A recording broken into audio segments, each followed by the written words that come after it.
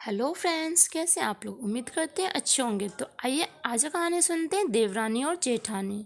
एक माँ की सूनी गोद की कहानी। उस दुधमुहे बच्चे का रोता बिलखता सुनकर देवरानी के आंसू आ गए। वह उसे गोद में उठाकर पुचकारने लगी। तभी उसकी जेठानी बोली, अरे ये क्या कर रही हो, जल्दी से बाल उखाड़ कर चलो, नहीं तो वह महिला आ जाएगी। एक नगर में देवरानी जेठानी रहती थी। जेठानी तेज तर्रार और घमंडी स्वभाव की महिला थी, जबकि उसके विपरीत देवरानी शांत और सुशील स्वभाव की महिला थी। उन दोनों की कोई संतान न थी। इस कारण दोनों ही बहुत दुखी और परेशान रहती थी। संतान प्राप्ति हेतु जो कोई भी उपाय और पूजा पाठ लोग बताते थे, वे दोनों सब करती थीं, परंतु वे दोनों अभी तक संतान सुख से वंचित थीं। एक बार उन दोनों को एक महिला ने बताया, नगर में एक बहुत ही सिद्ध महात्मा आए हुए हैं। कहते हैं कि उनके दर्शन करने मात्र से ही लोगों का कल्याण हो जाता है। वे जो भी उपाय बताते हैं, उनको करने से व्यक्ति की मनोकामना शीघ्र ही पूर्ण हो जाती है। उनके आशीर्वाद से कई लोगों को संतान की प्राप्ति हुई है। तुम दोनों भी जाकर महात्मा जी से आशीर्वाद प्राप्त कर लो। यह सुनकर वे दोनों महात्मा के पास पहुंच जाती हैं और उनको प्रणाम कर अपनी समस्या बताती हैं। उनकी समस्या सुनकर महात्मा जी कहते हैं, तुम्हारी समस्या का उपाय तो है, पर बहुत कठिन है। कर सकोगी तुम दोनों?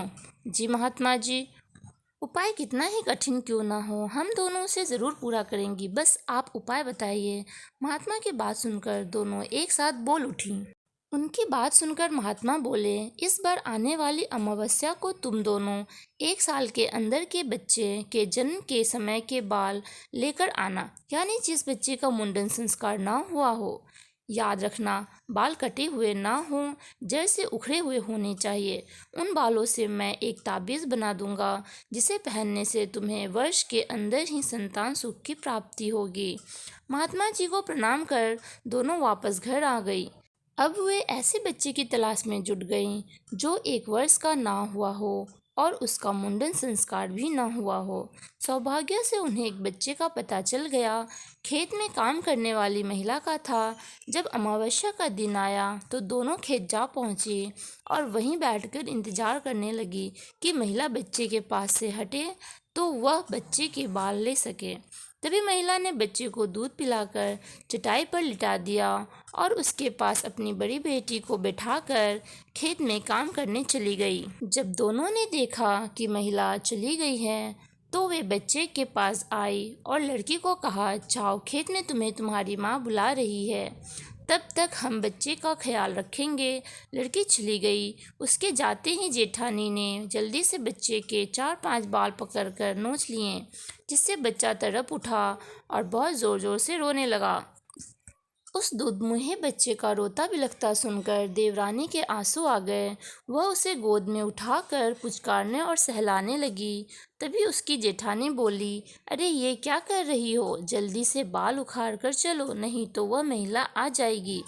उसकी बात सुनकर देवरानी बोली, नहीं दीदी, ये काम मुझसे ना होगा। आप देख रही हैं ना कि आपके इस तरह के से बाल नोच लेने से बच्चा कैसे दर्द से छटपटा रहा है। अरे पागल हो गई क्या? ऐसे किसी भी बच्चे से ममता दिखाएगी तो कभी भी तू माँ बन नहीं पाएगी। तूने सुना था ना कि महात्मा जी ने क्या कहा था कि इस उपाय से हमें संतान प्राप्ति अवश्य होगी।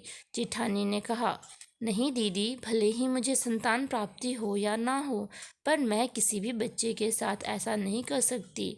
देवरानी ने उत्तर दिया।